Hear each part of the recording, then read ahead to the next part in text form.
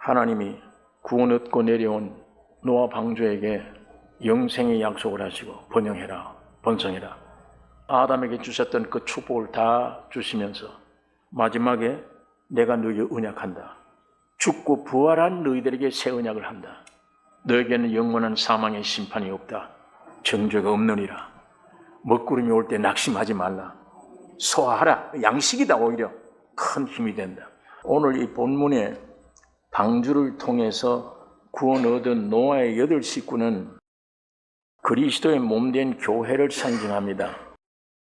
여기 방주는 주님을 가리키는 것이며 방주 안에서 구원함을 얻은 노아 8 식구는 교회를 가리킵니다. 하나님은 아담에게 주셨던 축복의 말씀들을 노아에게 주셨습니다. 여기 우리가 읽은 이 말씀, 아담에게 하나님이 축복 주셨던 번성하라, 땅을 정복하라, 다스리라. 이걸 방주에서 구원 얻고 나온 노아 식구들에게 오늘 우리 교회에게 주신 말씀입니다. 교회에게 주신 말씀으로 우리가 받아들여야 할 것입니다. 오늘 우리 이 땅에 살고 있는 아담의 후손들, 육적인 이스라엘 민족들, 오늘 영적인 교회, 하나님의 백성, 하나님의 생명으로 태어난 백성들, 이 교회가 가장 중요한 것입니다. 가장 중요한 건 신의 생명 가진 교회. 하나님이 체현된 것, 세상에 체현 나타났어요. 그게 예수 그리스도예요. 예수 그리스도에 체현된 게 교회예요. 예수님을 크게 확장시킨 게 교회예요. 예수님은 하나님의 외아들이었는데 확장된 게 오늘 교회예요. 교회라는 건 사람이 조직해서 만들어진 게 아닙니다. 예수의 피로 태어난, 그리스도의 몸에서 태어난 이 생명을 가진 자들, 이게 곧 그리스도의 몸이에요. 생육하고 번성하여 땅에 충만하라. 노아 식구들에게 한 말씀입니다. 교회는 많은 생명들을 번성케 해야 돼요. 그러니까 땅에서 많은 하나님의 자녀들이 태어나야 될 것인데, 신약 시대부터는 하나님은 농부가 됐습니다. 예수님이 내 아버지는 농부야, 나는 나무요, 너희는 가지니. 신약 시대부터는 농사 짓는 비유로 진리의 말씀을 설명하고 있습니다. 구약 시대는 어떤 면에는 선생으로 오셔서 가르쳐야 돼요. 우리 학생들은 배워야 됩니다. 그러나 신약 시대는 농사 짓는 법입니다. 가르치고 배우는 게 아니에요. 씨를 심으면 그대로 나타나요. 씨를 심으면 콩을 심으면 콩 그대로, 팥을 심으면 팥이 그대로 나타나요. 흙으로 된 여러분 안에는 예수 그리스도라고는 씨를 심어요. 여러분 속에 예수 그리스도가 형성되어 나타나야 됩니다. 그게 교회예요. 하나님은 그걸 찾습니다. 하나님은 아담으로 옛날 된 여러분을 보고 어떤 행위를 찾지 않습니다. 여러분 속에, 일생 속에 하나님이 여러분에게 찾는 것은 하나님의 아들 예수, 씨앗, 예수 찾습니다. 저 안에 예수가 있나 없나, 그거 찾습니다. 그 하나님을 나타내는 것이 교회의 사명이며 큰 축복되는 일입니다. 나는 나무여 너희는 가지라. 내 아버지는 농부라. 열매 맺어야 된다. 옥토가 되라. 30배, 60배, 100배의 열매를 맺으라. 교회라는 것은 하나님을 대표하고 하나님을 나타내는 겁니다.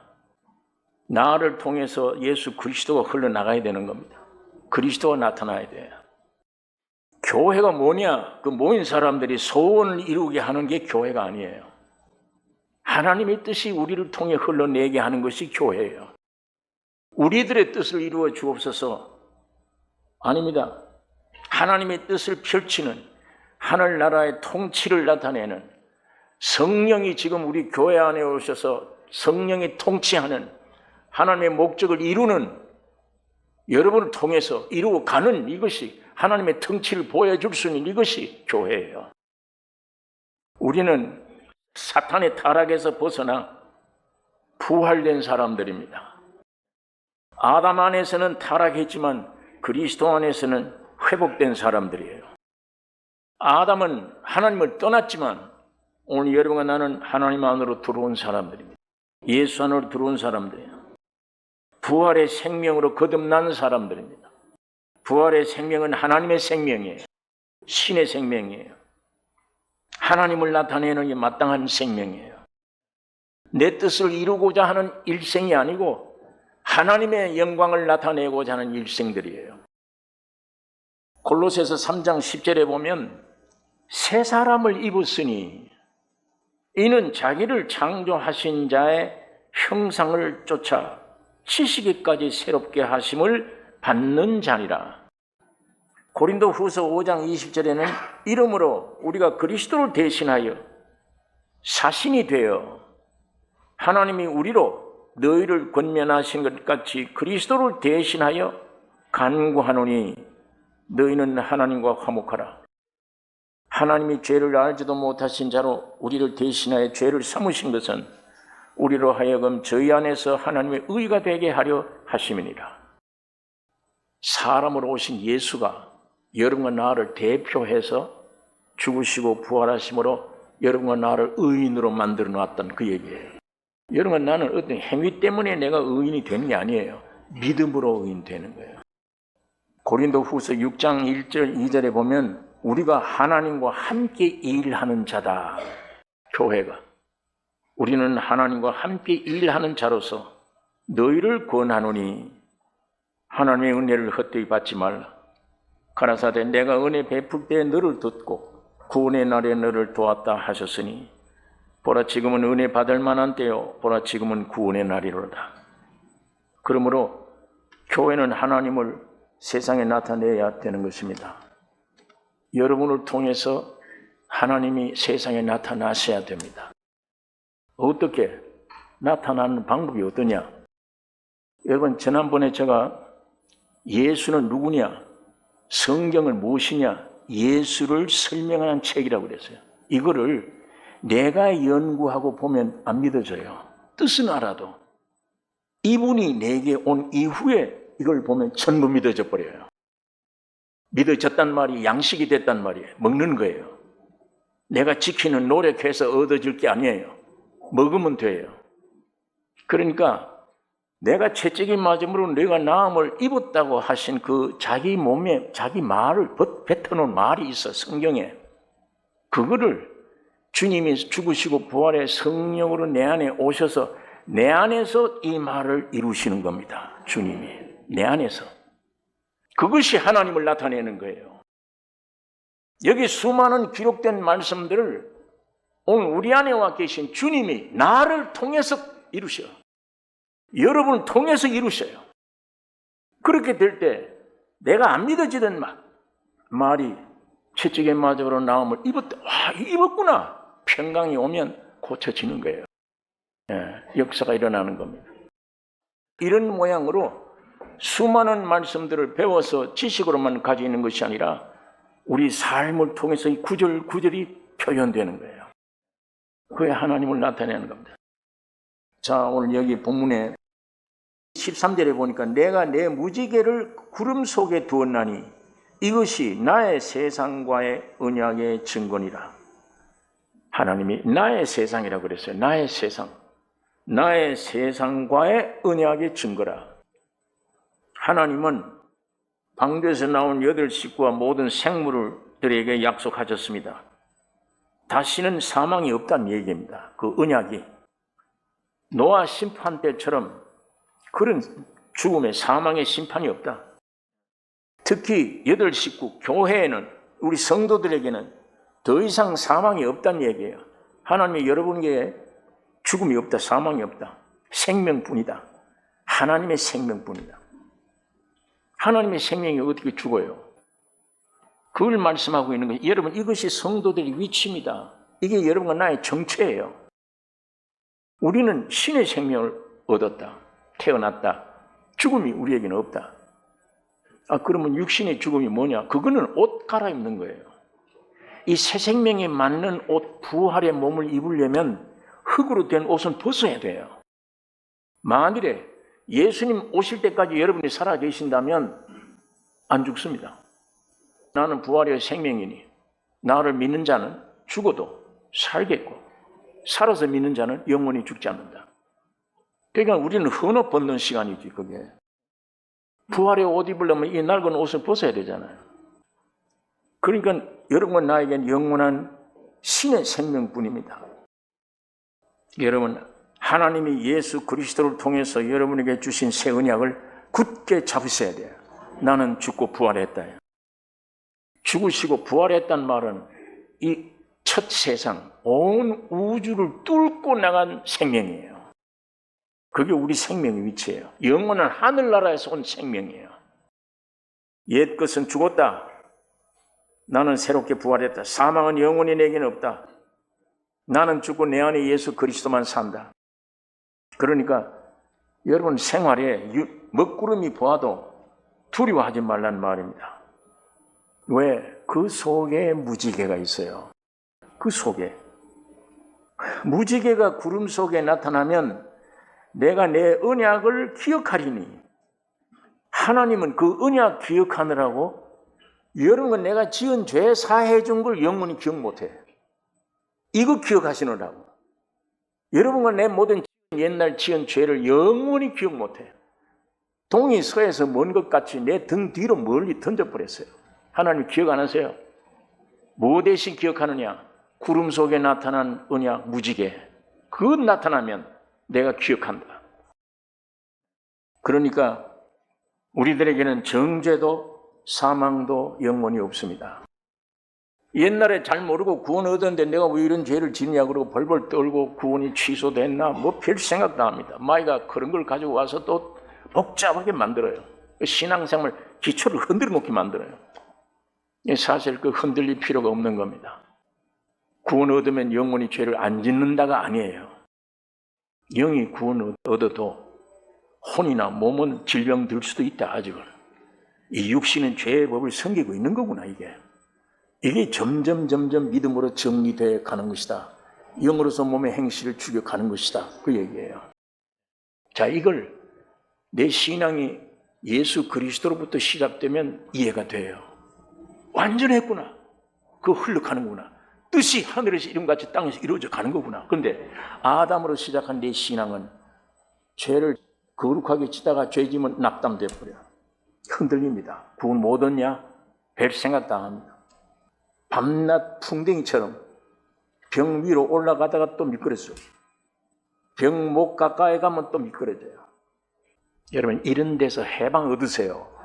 진리를 바로 알면 해방이 돼요. 예수 그리스도 안에는 생명의 성령의 법이 죄와 사망의 법에서 늘 해방하였습니다. 존재의 큰 절망이 생명의 해방으로 바꾸어진 이 노래, 내 영과 혼과 몸의 신앙생활이 어떻게 되어 가는 거구나를 이젠 발견하게 되는 거예요. 바울이 이걸 주님을 찬양하는 거예요. 여러분 먹구름이 몰려옵니다. 여러분 구원 얻은 사람에게 그 노아 심판의 물로 심판했던 그 구름, 무섭게 보이는 지긋지긋한 구름 몰려옵니다. 구원 얻은 자에게도 몰려오고 비가 올 때 두려워하지 말란 얘기예요. 주님을 찬양해야 됩니다. 주님을 찬양해야 돼요. 여러분 맑은 하늘에 무지개가 있을 수 있습니까? 없습니까? 구름과 비가 오지 않으면 무지개가 없어요. 나타나질 않아요. 필수적이에요. 구원 얻은 자에게는 홍수 아닌 이 빗방울은 모든 생물의 성장을 가져오는 겁니다. 초목들이 먹어야 할 양식이 돼요. 그 빗방울들이. 이스라엘 민족 12탐정 가운데 정탐꾼들이 가나안 땅에 들어가서 탐정을 해 보고를 했는데 10명은 가지 말자. 죽는다 가면. 우리는 그 메뚜기 같더라. 여호수아 갈렙 두 사람은 뭐라고 얘기를 합니까? 가자. 우리들이 먹을 밥이더라요. 양식이에요. 그 고난이. 그걸 먹을 줄 알면 하늘의 생명은 육신에 이걸 먹어야 양식이 돼요. 죽어야 우리가 먹을 밥이라 여호수아 갈렙이 그렇게 얘기를 합니다. 우리에게 준 양식인데 먹어야지 그거를. 뿐만 아니라 사도 바울이 육체의 가시, 사탄의 사자를 하나님이 주셨어요. 3번이나 기도했어요. 우리 신앙 수준과 같아. 3번 기도했는데 안 들어주셔. 들려오는 음성은 내게 이르시기를 내 은혜가 네게 족하도다. 내 은혜가 네게 족하야. 너는 하나님의 은혜로 체험을 받는 그릇이야. 은혜 위에 뭘 또 요구를 하나? 뭘 필요로 하나? 이는 내 능력이 약한 데서 온전하여 짐이라. 내 능력이 너 약한 데서 온전하여 짐이라 하시니라. 바울이 이때 깨달은 거예요. 도리어 크게 기뻐하여 나의 여러 약한 것들에 대하여 자랑하리니 이는 그리스도의 능력으로 내게 머물게 하려 함이라. 이 먹구름이 온다고 여러분 죽는 줄 알고 야단을 치지 말란 얘기예요. 오히려 주님을 찬양하고 감사해야 됩니다. 이런 걸 경험했기 때문에 사도 바울이 십자가 외에는 알지 않는다. 십자가 외에는 전할 것도 없다. 나는 매일 죽노라. 매일 죽노라. 히브리서에 보면 내 아들아 주의 징계하심을 경히 여기지 말며 그에게 꾸지람을 받을 때 낙심하지 말라. 주께서 사랑하시는 자를 징계하시고 그의 받으시는 아들마다 채찍질 하심이니라. 징계는 다 받는 것이거늘 너희에게 없으면 사생자야 참아들이 아니니라. 무릇 징계가 당시에는 즐거워 보이지 않고 슬퍼 보이나 후에 그로 말미암아 연달한 자에게는 의의 평강한 열매를 맺나니. 징계를 받을 때는 슬퍼 보인다, 괴롭다 이 말이에요.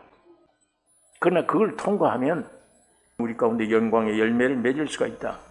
징계가 없으면 내 자식 아니란 얘기예요. 여기에 징계는 다 받는 것이거늘. 이 히브리서 읽어보면 부모 얘기는 너 육신의 부모도 자식 잘 되라고 매질하지 않느냐? 그건 자기 뜻을 이루기 위해서 매질하는데 나는 너희가 거룩하게 되기 위해 징계를 한다. 오늘 하나님이 구원 얻고 내려온 노아 방주에게 영생의 약속을 하시고 번영해라, 번성해라. 아담에게 주셨던 그 축복을 다 주시면서 마지막에 내가 너희를 언약한다. 죽고 부활한 너희들에게 새 언약을 한다. 너에게는 영원한 사망의 심판이 없다. 정죄가 없느니라. 먹구름이 올 때 낙심하지 말라. 소화하라. 양식이다. 오히려 큰 힘이 된다. 오늘 이 말씀을 나의 생활에 믿어지는 실제가 되는 역사가 꼭 있기를 원합니다. 주님은 살아계세요. 여러분의 몸에 대한 애착은 주님이 더 애착하고 있어요. 알고 있습니다. 여기 이제 히브리서 징계 문제. 바울을 통해서 병 고쳐달라고까지 얘기를 했는데 하나님이 새로운 은혜의 길을 열어주신 것. 놀라운 방법입니다. 이 고린도 후서가 없으면요. 구원 얻은 사람들이 어떻게 살아야 좋을지 모릅니다.